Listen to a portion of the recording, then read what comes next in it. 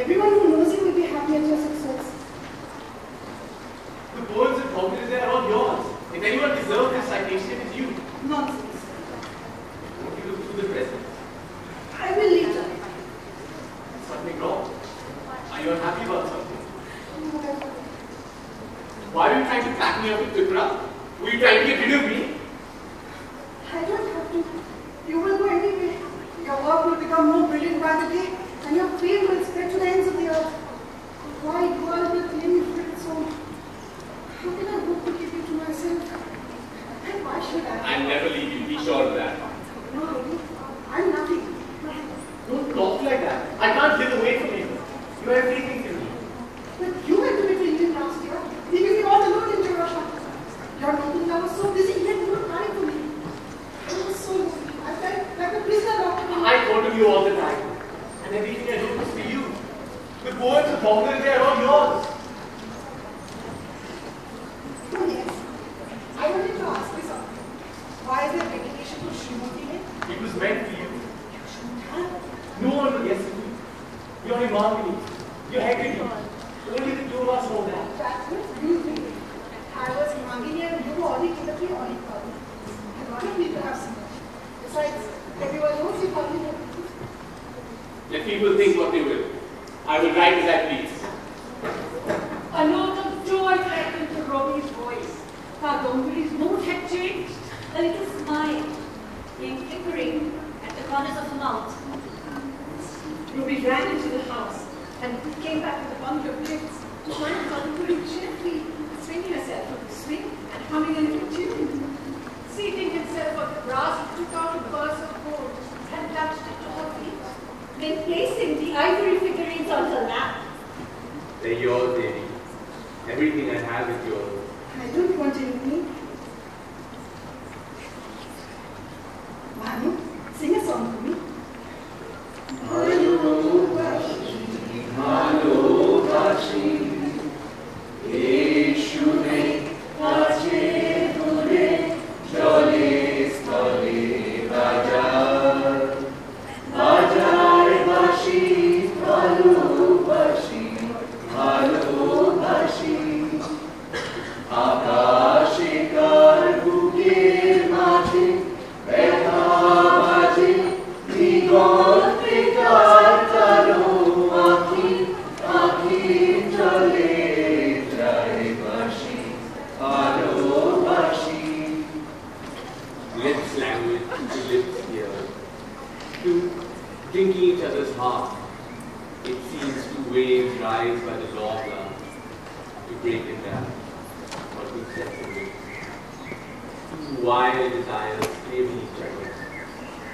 Meet is now. To the body's limit. See, a beautiful this year. Look at the tree. It's covered with blossoms. You can fly about like tiny white stars before falling to the ground. Can you put nothing else on me?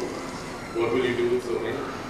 I will string them into a garden and put them on someone's neck. Because you will be equally big. I need a throne. That can be arranged. What sort of throne do you want? What better throne can I install in someone's heart?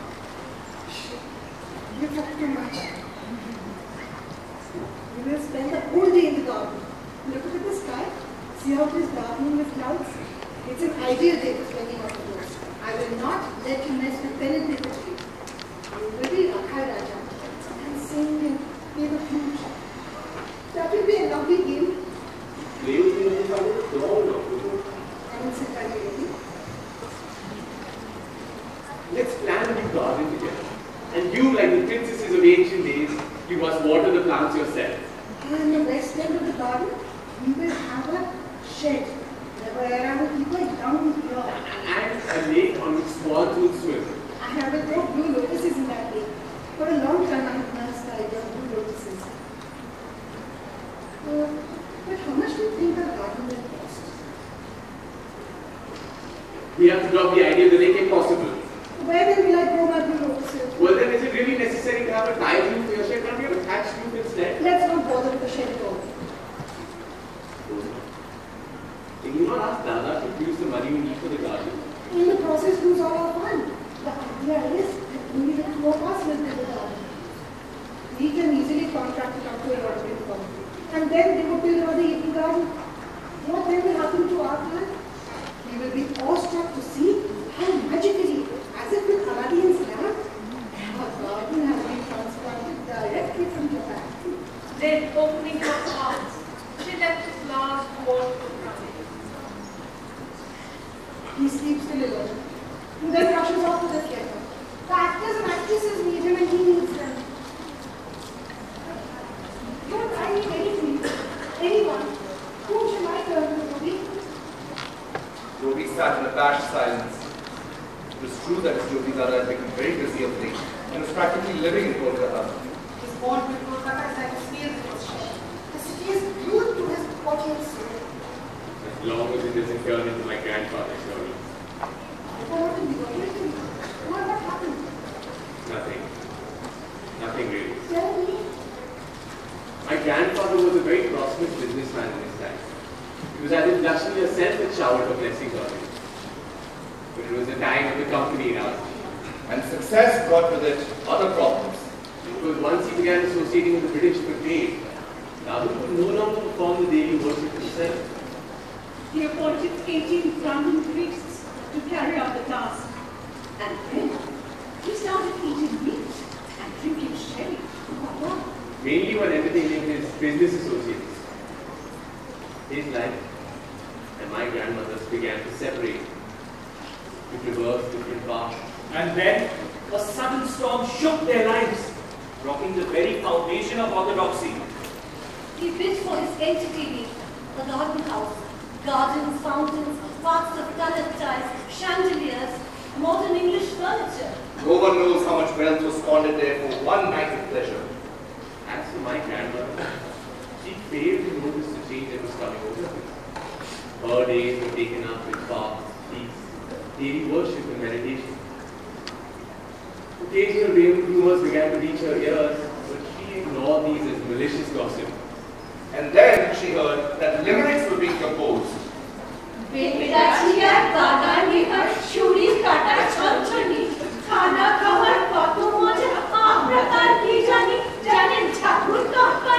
the garden at Belgachia, forks and knives rattle. What do we know of the joys of Khana? It is not only to decor and company.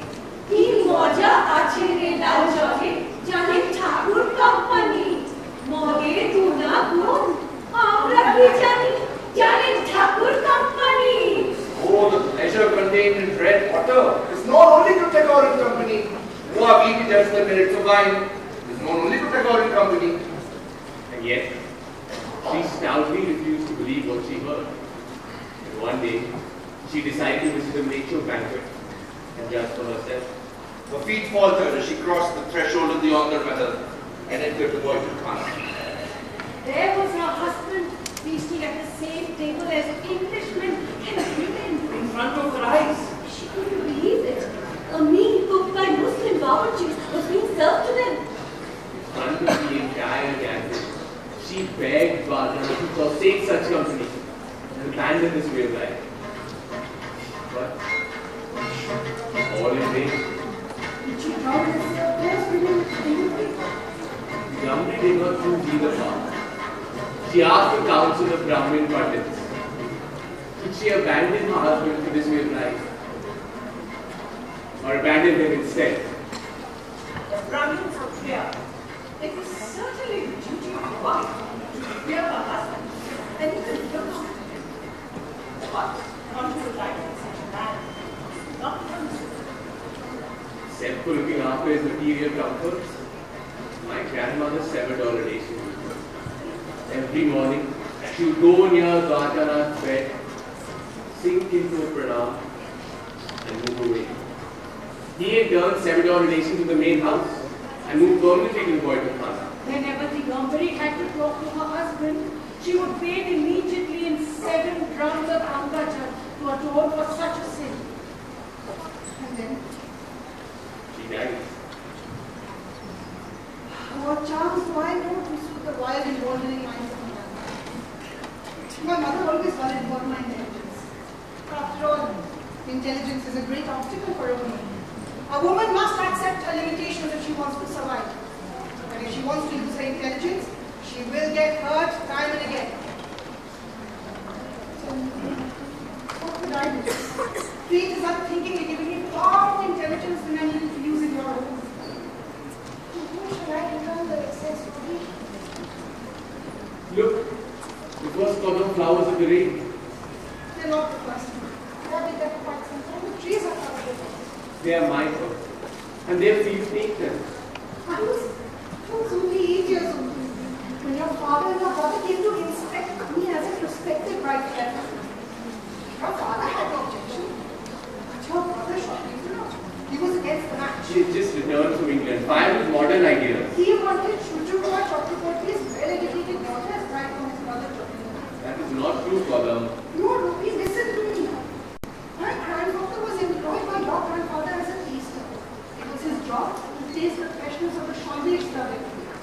How could one even consider his grandfather as wife for Chopi? No one of the Chopi was before accept such a wife from his child. If your lives were. I have to leave you now. We'll spend the whole of tomorrow in the garden together. You wish to go back to your Lassie? How far have you progressed with your new piece of writing? Too early yet to get to it. When is a new piece of writing? I have to devote some more thought to it.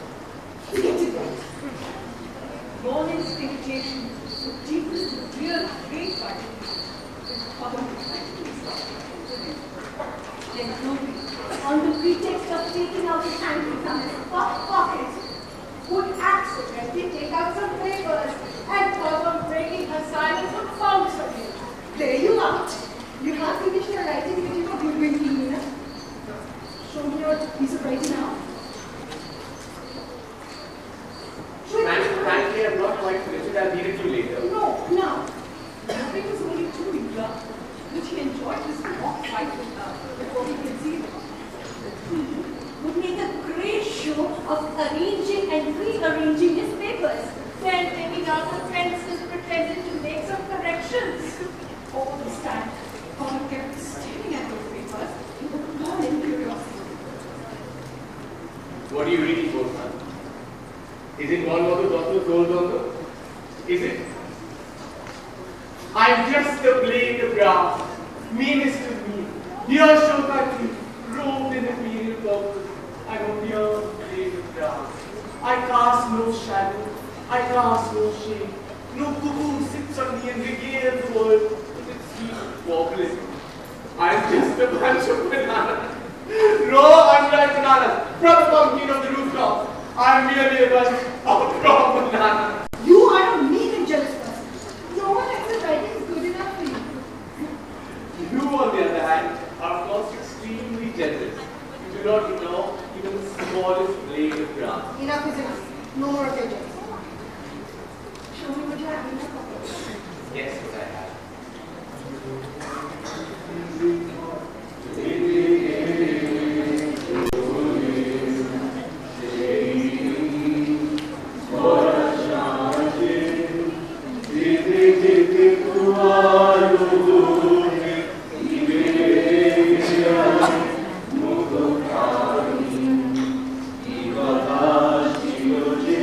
Oh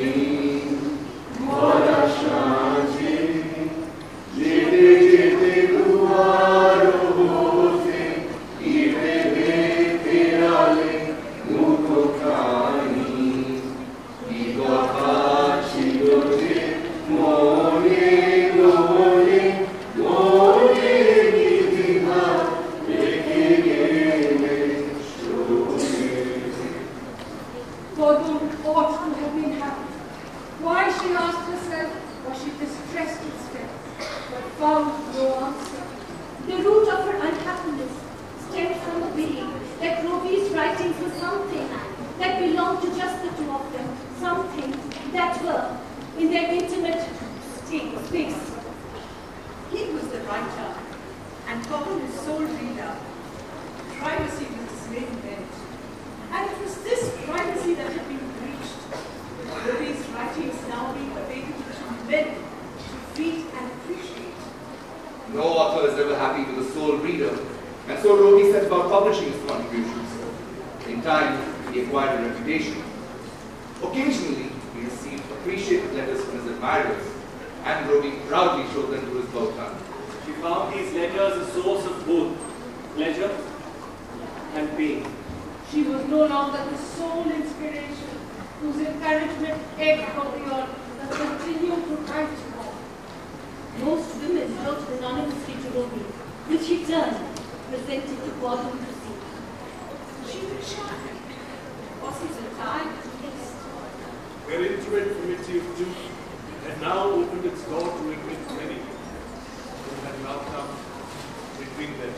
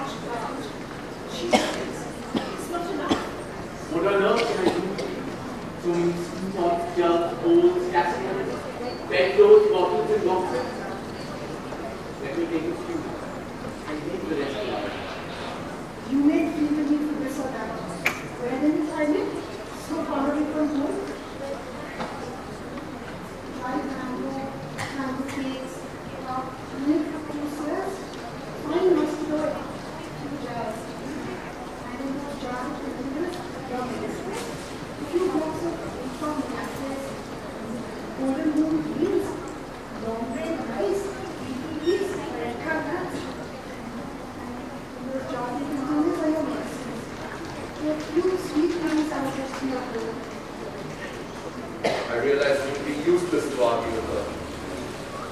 There it is, my luggage piled high as a mountain. I look at the clock. look back at the face of my beloved and gently say, Violet. Quickly she turns her face away, head bent, and pulls the corner of the sari over her eyes to cover her tears. For tears are inauspicious.